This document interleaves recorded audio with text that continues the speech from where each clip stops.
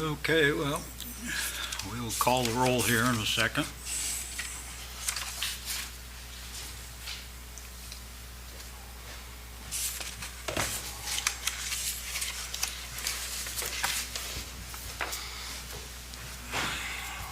Welcome to Madison's Board of Zoning Appeals, November 10th, 2025. Could we have the roll call of the board, please?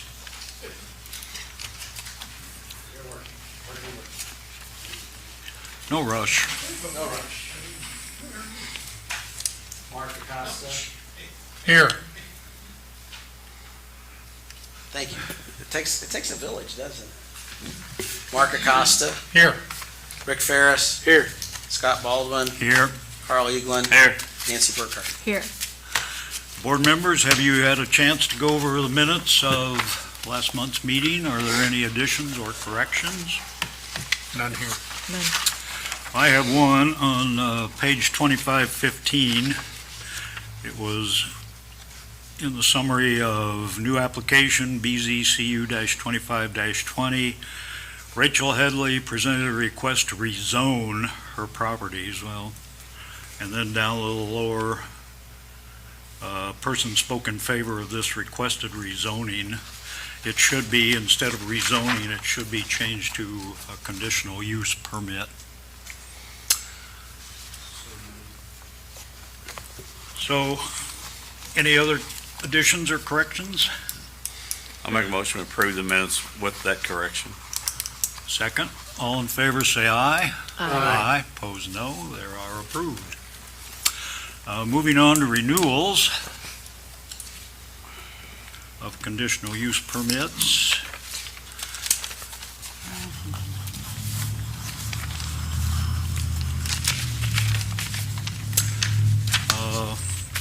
As of this meeting, there were 6 renewals, and renewals number 2, 3, 4, 5, 6 have paid the renewal fee. And so I have a question for staff. Number 1 was 3041 West Clifty Drive, Baird Homes, 1-year renewal. Has that been paid as of this meeting? I am unaware whether it has been paid or not, but certainly we can make that. We won't issue the conditional use until that is paid. Then I move that we approve conditional uses 2, 3, 4, 5, 6 on the agenda. I move we renew their conditional uses. I'll second the motion. And all in favor say aye. Aye. Opposed no.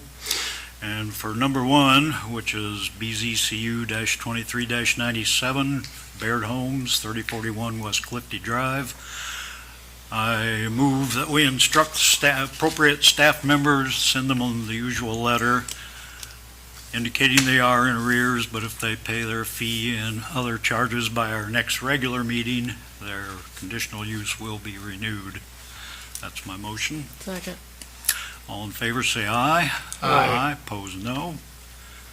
And that takes care of our renewals. I've got another number 7 on there. Number 7? Yeah. Yes, you do. And they had paid. Yes. So therefore I move that we renew item number 7, Candace Carpenter, 715 East Main. I move we approve that. Second. All in favor say aye. Aye. Opposed no. And they are renewed. And if you board members will permit me, under old business, there were 2 items, 2 people who had not paid as of last month's meeting. They have paid, so just for the record, they are approved. Moving on. Mr. Chairman, I Yes. might suggest that if the board would like to move on to new applications and come back to the tabled application until legal counsel has arrived for your questions. Is that all right with you, board members? Sure. Sure. And that's what we will do. So moving on to new applications.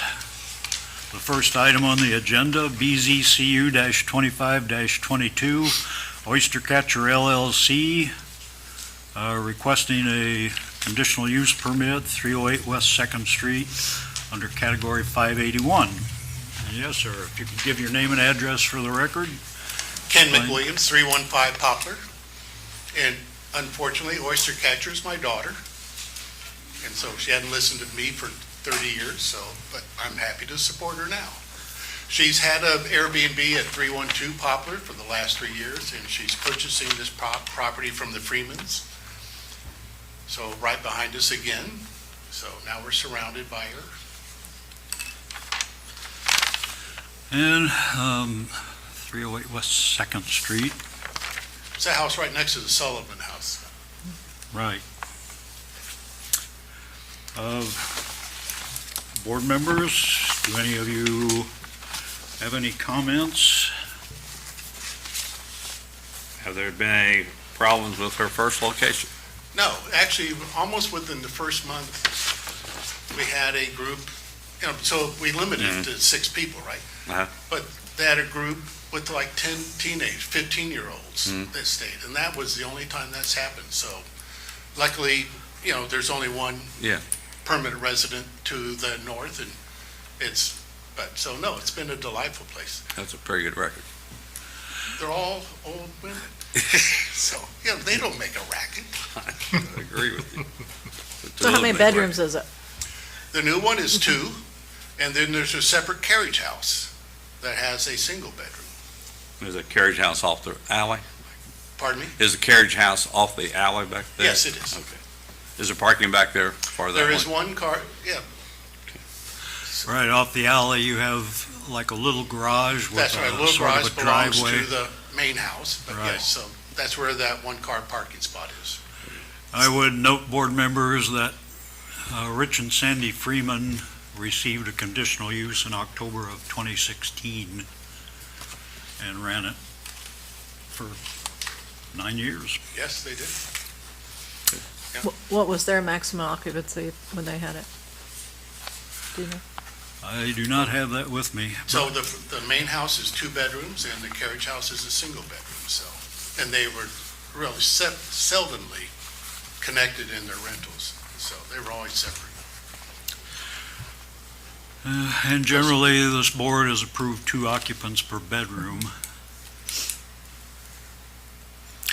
Any other comments, questions, board members? So then are we making it 6 maximum occupancy, or? Well, that's your pleasure, board members. Whatever you think is reasonable.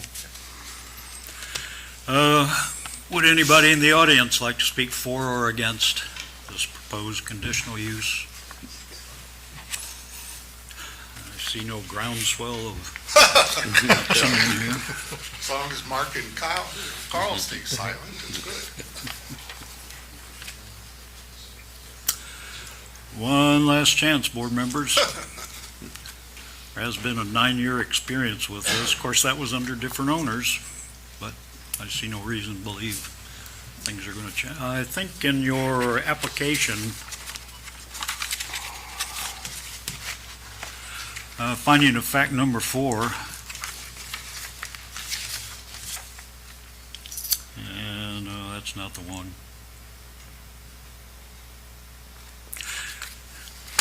Forget that, that's not the one. Okay, well, one last chance. Well, you can have a seat, sir. Thank you.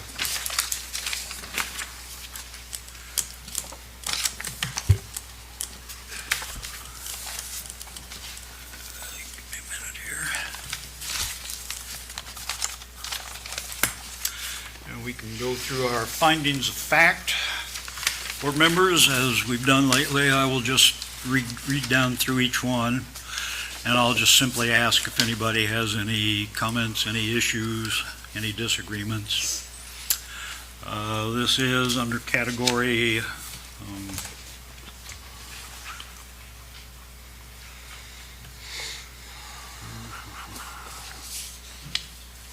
think it's category 581, I think. Yes. Yeah, 581. Number 1, category 581, any disagreements? No. No. Number 2, harmonious with the comprehensive plan, any issues? No. No. Number 3, harmonious, appropriate in appearance, etc. Any issues? No. Number 4, hazardous, disturbing. Any No. issues? No. Number 5, this is about utilities and everything. Any problems? No.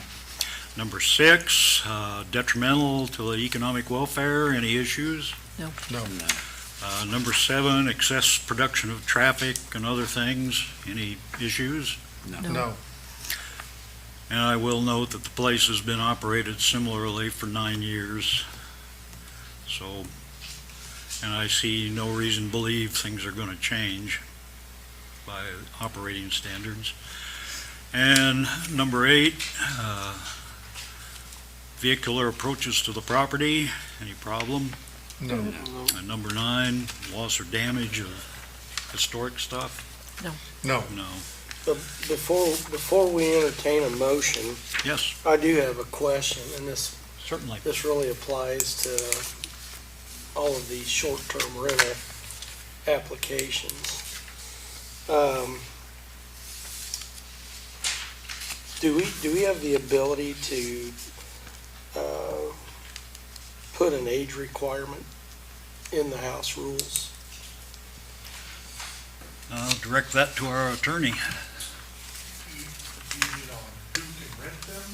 The age of the people that can rent the short-term rentals? The reason I ask is because you're hearing more and more of these Airbnbs being rented by teenagers and having parties at them. And I'm just wondering if that's a way that we could curb that.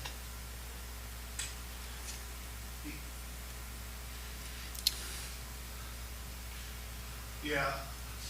Sorry. I don't know if this board, I mean, I guess theoretically, this board could do that. It honestly might be something more along the lines of the city council taking a look at as some kind of a overall ordinance that we would put in place to say certain rules as it pertains to Airbnbs and different things like that. Now, as I understand it, Airbnb itself, VRBO, they have rules. Yeah.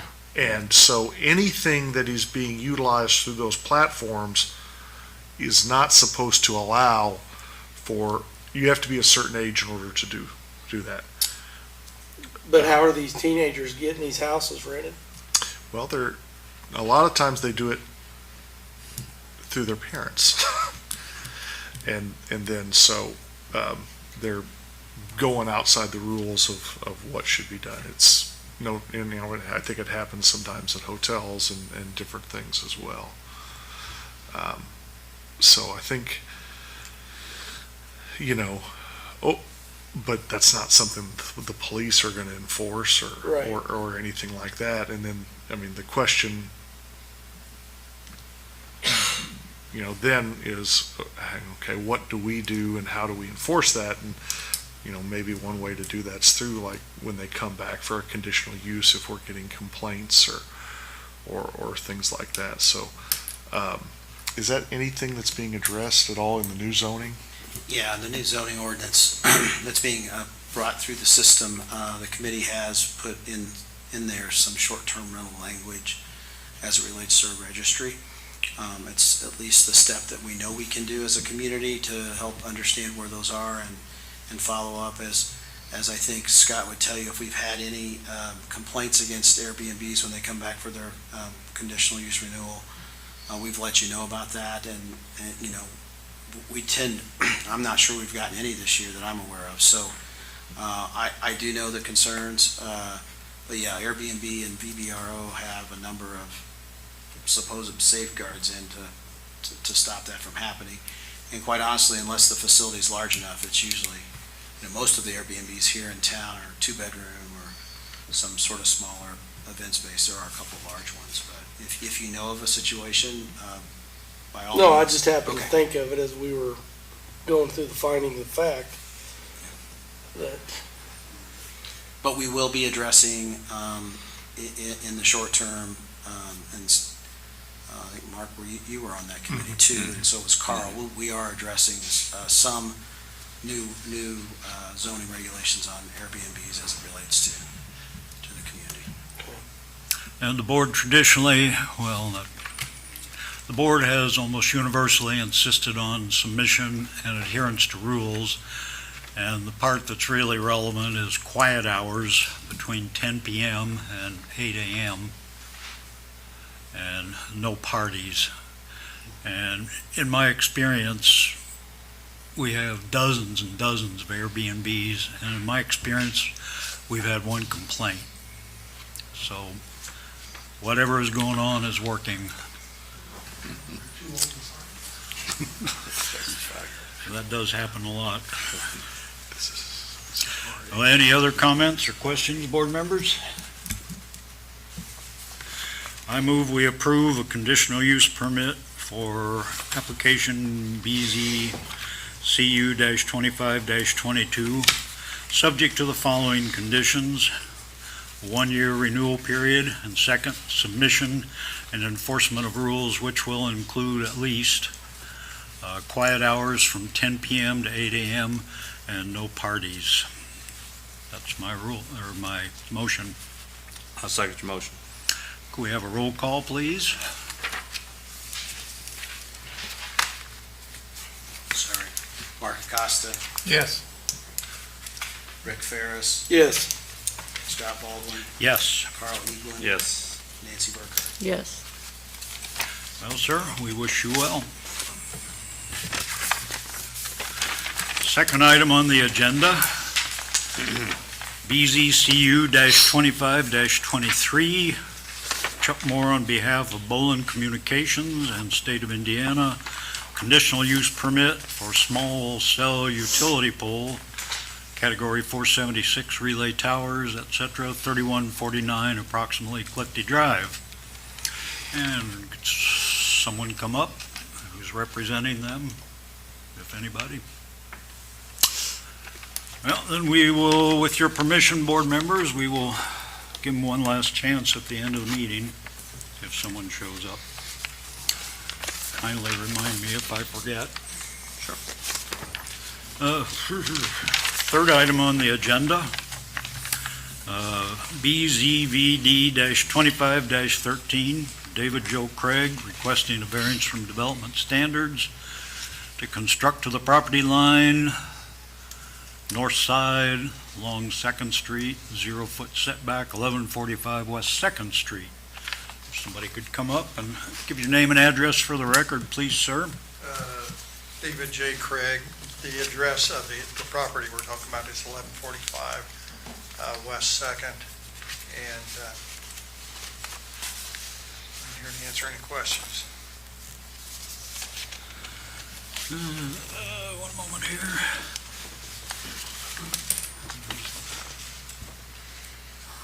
Cell phone tower. Got to catch my papers up with you.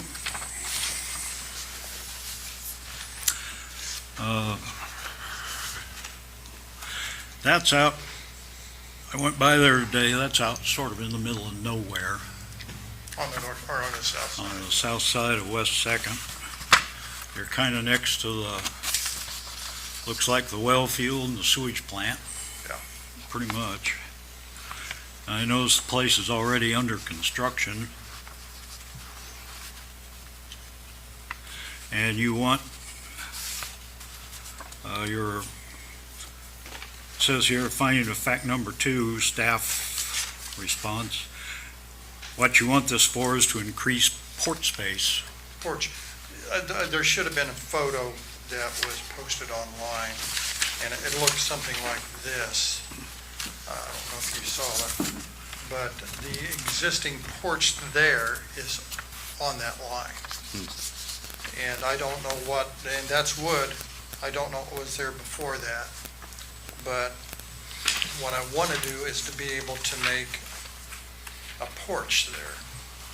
And so it would bring it out to 6 feet, which is the edge of there. And it will also bring out a little bit more of the eave. This first part of the eave juts out further than the west eave. So it would have to come out a few feet to be at the 6 feet, to be right over top of the porch. How much further you want to come out, Joe, you said? So I wanted this, of course, this part of this eave already comes out. I just want it to go out to the north, enough to get to the 6 feet. 6 And- feet, you're saying? though. 6 feet, which Okay. is the edge of the current front porch. Gotcha, okay. But that would be, I did kind of a, I don't know if you guys can see this, but I don't know if I've got that in there, but here's where it would be. And then I would have a carport at that same distance too. And so when you got out of your vehicle, you could walk across the front porch and go into the house and be covered by the 6 foot out there. Gotcha. That's what I'm looking for. Roughly how far is your lot line from the street? Well, The edge of the street. I've got that on here too. When I took this Because measurement. I did notice that telephone pole, which I assume is your lot line.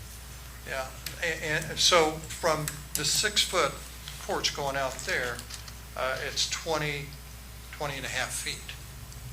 Or no, it might be 20 feet, 5 inches, I'm not So sure. it's 20 feet from the edge of your house to the edge of the pavement? No, it's 20 feet from the 6 foot. So it would be actually from the house itself, it would be 26 feet. Yeah, So your porch is going to end up about how far from the pavement edge? 20 feet. About 20 feet? Yeah. Okay. That's really wide, I thought, for that. And you can kind of see just west of that, that's where the apartments are. And that's where they also have it cut off, right there. So, it wouldn't change. Well, the only thing that you would really notice is this may stick out a little bit further, a couple of feet further. It'd be a lot cleaner looking than what it is now, that's for sure. It's not going to obstruct the corner and visibility or anything of that nature. Well, you're quite literally all by yourself along in there. Actually, of course, you got the pump house down there. And then there's that one other house on the corner there. On where McIntyre comes, that was my great-grandfather's house. Oh, it was. Yeah. So we've got the only 2 houses down there. Any other questions or comments, board members? None here. Would anyone in the audience like to speak for or against this? I'm Michael Cheatham, I live across the street, I'm just here because I wasn't sure exactly what he was, the paperwork. Well, if you want to have a say, come on up to the No, I'm fine, microphone. I was unclear as exactly as to what he was going to do. Yeah. And I actually called and they really couldn't tell me much over the phone, so I thought, well, I'll come up. Well, I hope you're satisfied. I'm sorry? Are you satisfied? Understand? Yeah, it sounds okay. When I saw it was going all the way to the street, I didn't exactly know what he was talking about. No. He's got the best producing walnut tree I've ever seen. If anybody wants it, Fill up a trunk, huh? they're actually all in the gutter now. Trunk, Yeah. trunk or treat, yeah. Yeah, it's amazing. Well, one last chance, board members? None here. Nobody in the public? Well, you can have a seat, sir. We will go through our 3 criteria for a variance. This is a variance from developmental standards. And since this is variance, board members, I will ask you to give a brief explanation of your opinion. Number 1, injurious to the public, health, safety, general welfare. Mr. Ferris. No, I don't believe so. I think the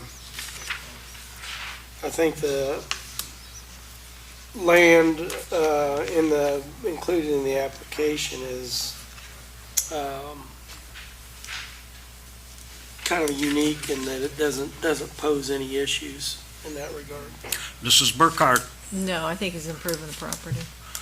Mr. Acosta. No, I don't see it impeding on anything that affects safety or anything of that nature. Mr. Eaglin. I think it's an improvement to the neighborhood. And I see utterly no problems with this one. Number 2, Adjacent areas' property values, will it be affected badly? Mr. Ferris? I don't believe it will. We haven't had anybody testify saying that it would be, so. Mrs. Burkhart? No, I see no effect to it. Mr. Acosta? No, no negative impact. It's, as everybody mentioned, it's an improvement to the area. Mr. Eaglin? Yes, like was said before, I think it's an improvement to the neighborhoods. Everybody wins. And I think that's almost a moot question because of what's in his side of the street there. I see no problem there. Number 3, practical difficulties in the use of the property, always the big one. Mr. Ferris? Well, I mean, without the variance, the application would probably be denied, so I think he has to have the variance to make this work. Mrs. Burkhart? I agree with that comment. Mr. Acosta?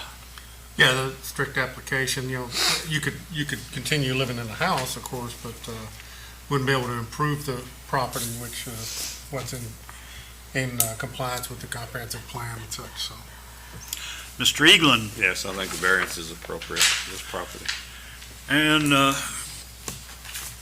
he's not asking anything out of the ordinary to put in a little place to park the car and walk to the house in shelter, so I think that is sufficiently met. I move we approve this variance as applied for. Second. And can we have a roll call? Rick Ferris, Yes. Scott Baldwin, Yes. Carl Eaglin. Yes. Nancy Burkhart. Yes. Mark Acosta. Yes. Sir, we wish you well. Fourth item on the agenda, BZVD-25-14, Victoria Howard. Variance from development standards for 0-foot setbacks on northeast-west property lines to build a garage on existing pad, 510 West Main. And if you could give your name and address for the record, please, ma'am. Yes, Victoria Howard, 510 West Main Street. And I do have a little update here. Bumper Johnson is who I'm hiring to build this proposed garage, and he's telling me that originally he said it was a 0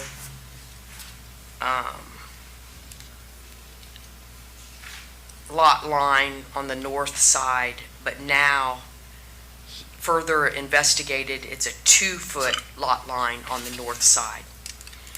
And it is being proposed to be built on a current pad, parking pad. It's a 3 parking pad right now, and I wanted to have a 2-car garage on there. It's just going to be 1 story.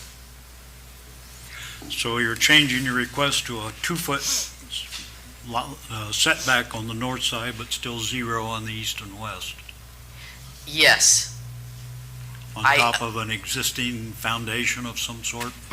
concrete pad. It sits on the alley back there, back of my house. And so it's all my sides except the north side and then the alley side, which is the west side. So, I walked back there this afternoon, and you have your big beautiful house, and then you have, looked like a little porchy kind of a space, and then a pardon me, I space where didn't hear what you said.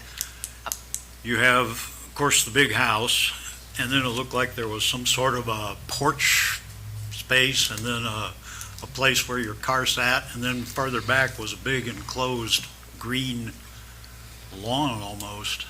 That's the neighbors, the north side. That was purchased from that original property years ago. So that explains the beautiful fence along the alley. Yeah, that's the neighbors. Yeah, okay, I wondered. Nothing of mine. And then on the east side of your property, along the east side of your house, you have those 2-story, like, sitting areas. And Verandas. then like verandas, yeah, and then a strip of kind of gardens and Yes. pretty trees and such. Yeah, wrought iron fence, And so that fence is your east lot line, yes, and your west lot line, and it lines up with the edge of your house, pretty much. yes. Okay. Yeah, got a picture in my head now. So you said 1-story, 2-car garage. Yes, 9 feet tall. And you're gonna be then 2 feet away from your neighbor's Wall, lot area, yeah. yes. Okay. Any questions, comments, board members? None here. And obviously, nobody in the audience is going to speak, unless the press has an urgent issue. Oh, it's ours. Okay, well, thank you, ma'am. You can have a seat.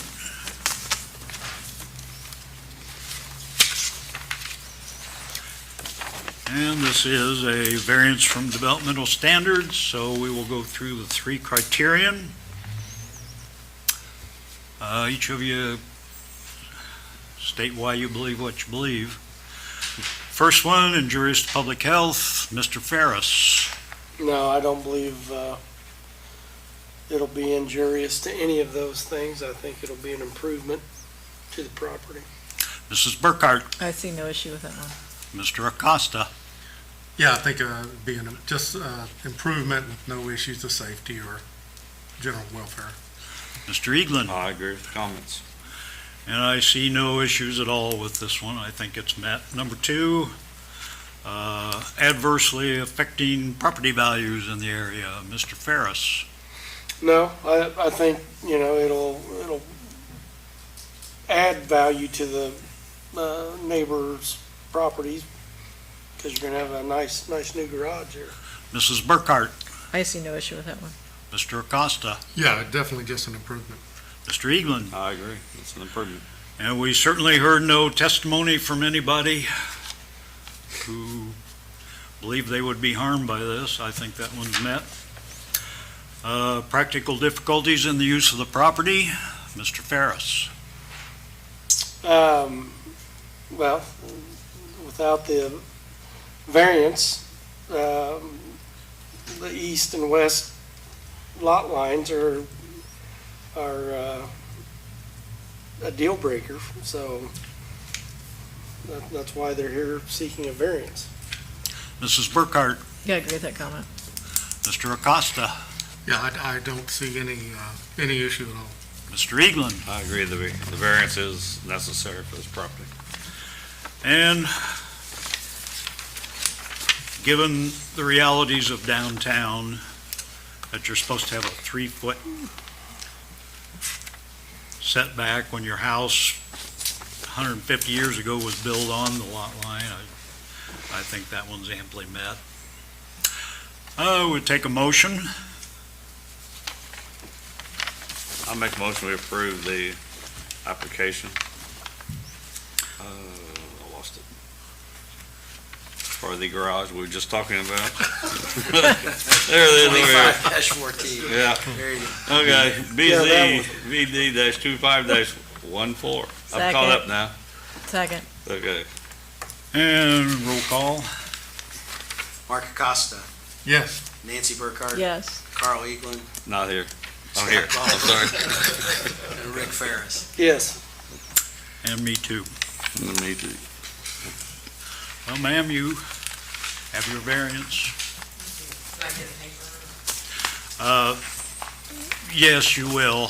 You'll have to see somebody in the staff. They will mail you a paper and file the variance with the county recorder.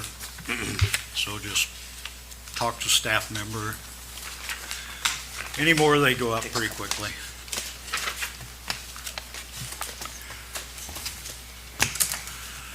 Well, let's see, we had put off number 2. Here. And he's not here, so I move that we table application BZCU-25-23 till our next regular meeting. Second. All in favor, say aye. Aye. Opposed, no. And you had requested that the previously tabled application be considered last, and I see nobody here. Well, the rules are, you get 3 tries, so next time will be the 3rd, and then you gotta reapply. So I move we postpone, that would be BZCU-25-21 till our next regular meeting. Second. And all in favor, say aye. Aye. Opposed, no. It passes. And we had previously, I had brought your attention about the old business. So is there anything else I've forgotten? I don't think so. And we can, yeah, Yeah, the only thing, I wasn't here at the beginning, were there any letters that we need to send out? On the, The renewals? yes, we've got to do the Yes. renewals. One. okay. On the, You got- let's see, You on, can tell me. On Okay. item number 1. All right, I just wanted to make sure Tony could tell me, so that's good. Thank you. Presents. and thank you, gentlemen, for being here and helping us out. Well, since that's it, motion to adjourn. Second. I guess I made a motion to Yes, you adjourn. did. Yes, you did. All in favor, say aye. Aye. Opposed, no. We are adjourned. You even think motion to adjourn, it's over. I guess. Mention the magic word. I'll get one more of these, Scott. One more. One more meeting. You only have one more? I thought you were